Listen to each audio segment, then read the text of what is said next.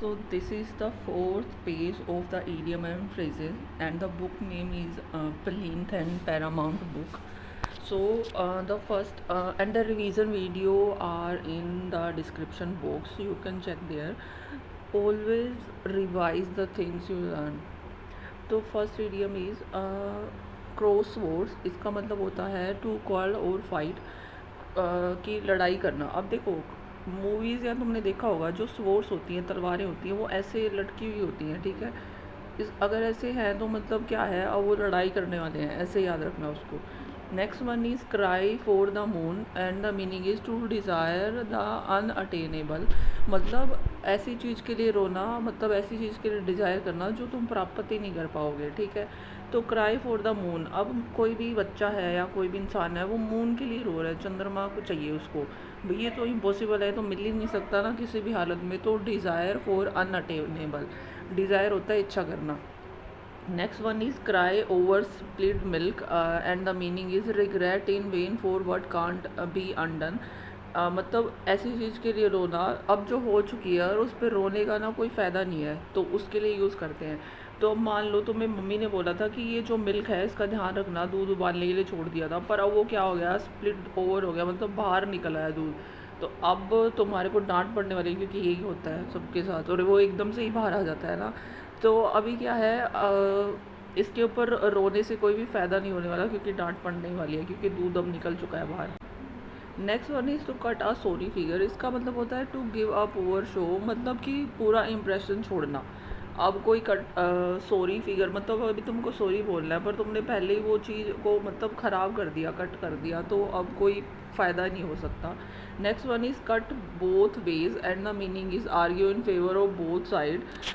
मतलब दोनों का ही फेवर करना, मतलब दो पार्टियों में आर्ग्यूमेंट हो रहा है और दोनों का ही फेवर करना. ठीक है, कट बोथ वेज का मतलब होता है दोनों को ही सपोर्ट करना, दोनों के ही फेवर में बोलना. Next one is cut no ice and the meaning is to fail to make an impression.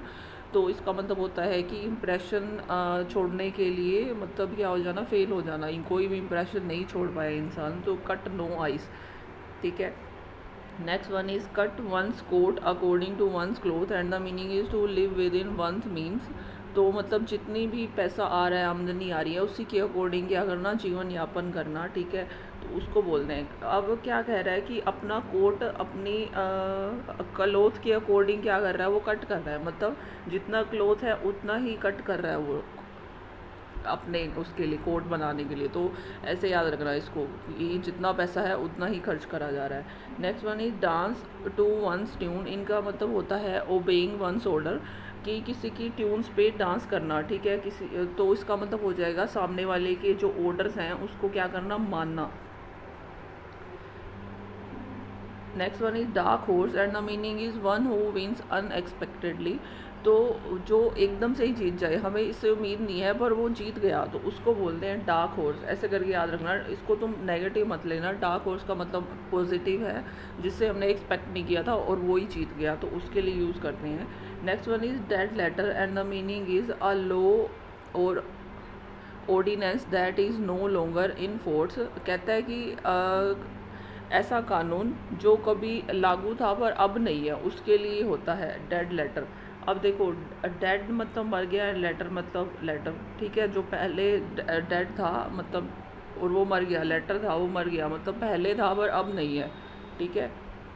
Next one is Damocles sword and the meaning is constant threat.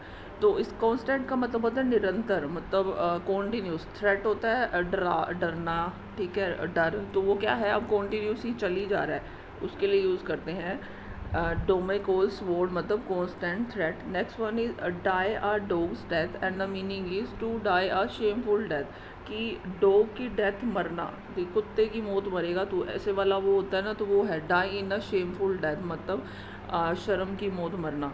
Next one is die in harness. इसका मतलब होता है die while in service, मतलब job करते हुए मर जाना is called die in harness.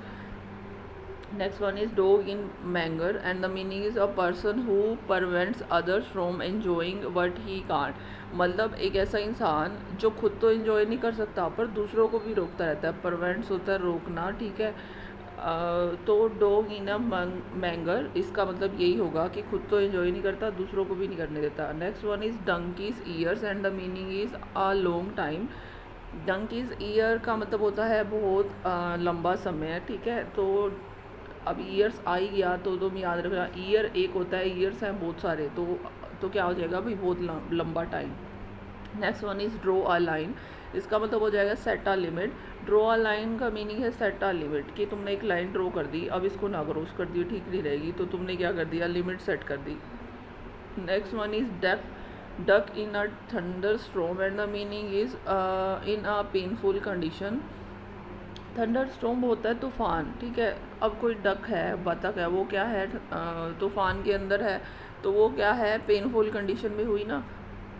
Next one is eagle आइड, इसका मतलब हुआ one with keen eye site, मतलब तिरछी तेज नज़र होना किसी की। तो देखो जो ईगल होता है, बाज होता है, वो दूर से ही क्या देख लेता है, अपने शिकार को देख लेता है, मतलब उसकी आंखें तेज हुई ना, तो ऐसे याद रखो इसको, ईगल आइड मतलब with keen eye sight. Next one is eat humble pie and the meaning is to apologise, ठीक है। तो eat humble pie meaning is to apologise. Next one is eat one's words and the meaning is take a statement back. Eat one's words, अब देखो जो words हैं, शब्द हैं, वो क्या है, अब उसने खा लिए, उनको खा लिया, मतलब पहले वो बोले गए थे, उसके बाद उसने उसको खा लिया, तो क्या कर लिया, अपनी स्टेटमेंट को वापस ले लिया, ऐसे याद रखो इसको। Next one is elbow room and the meaning is sufficient scope to move और फंक्शन। एल्बो रूम मतलब इतना, मतलब सफिशिएंट स्कोप टू मूव और फंक्शन, मतलब काम करने की क्या हो उसको, सफिशिएंट मतलब स्वतंत्रता हो, स्कोप हो काम करने का, स्कोप को शायद मौका हो काम करने का, मतलब वो करना चाह रहा है, वो कर पा रहा है, तो वो एल्बो रूम हो गया। Next one is end in a smoke and the meaning is come to nothing. अब कुछ भी है, स्मोक होता है धुआं, अब क्या कर रहे हो तुम, स्मोक में, धुएं में कुछ ढूंढ रहे हो, पर क्या है, कम टू नथिंग, कुछ भी नहीं मिला। Next one is escape one's lips and the meaning is speak unintentionally और अनएक्सपेक्टेडली। तो क्या है, एकदम से बोला जाना, तुम कहना नहीं चाहते थे पर कहा गया, तो एस्केप वन स्लीप। एस्केप का मतलब होता है बचना, वन स्लीप किसी के मतलब यहाँ पे लिप्स का मतलब वो किसी के शब्दों से बचना। तो इसका ऐसे याद रखोगे, शब्दों से बच रहा है, तो मतलब वो क्या कर रहा है, बोल दिया उसने, ठीक है, उसमें आदत है। कुछ लोग होते हैं ना, ऐसे बोलते हैं, मतलब वो नहीं बोलना चाहते, फिर भी उनके मुंह से निकल ही जाती है वो बातें, तो वो वाली चीज़ है ये। Next one is Fabian policy and the meaning is deliberate show slow policy और डिलेइंग डिसीजंस। फैबियन पॉलिसी का मतलब वो होता है जो क्या हो, सावधानीपूर्वक, और क्या हो, स्लो, कोई नीति हो, पॉलिसी हो, उसको बोलते हैं Fabian policy. Next one is fair and square and the meaning is honest way. तो अब वो फेयर भी है और स्क्वेयर भी है, ठीक है, तो इसका मतलब क्या हो जाएगा, ऑनेस्ट वे के अंदर कुछ हो रहा है। Next one is fair sex and the meaning is women. अब मान लो देखो, ये जो फेयर कौन होते हैं, मतलब गर्ल्स ही होती है मोस्टली, तो ऐसे करके तुम याद रख लेना, फेयर सेक्स मतलब women. So last idiom is a fair feather friend and the meaning is वो सेल्फिश फ्रेंड जो हमारे साथ होता है जब मतलब कंफर्टेबल सिचुएशन हो, मतलब उसके कन्वीनियंट के अकॉर्डिंग होगा वो हमारे साथ, मतलब क्या होगा, वो हमारा सेल्फिश फ्रेंड होगा। Fair feather friend, fair weather friend, जो मुसीबत के टाइम में हमारे साथ नहीं होगा, ओनली तब होगा जब वो कन्वीनियंट होगा उसके लिए। तो वो आज के लिए बस इतना ही, तब तक अपना पढ़ते रहो।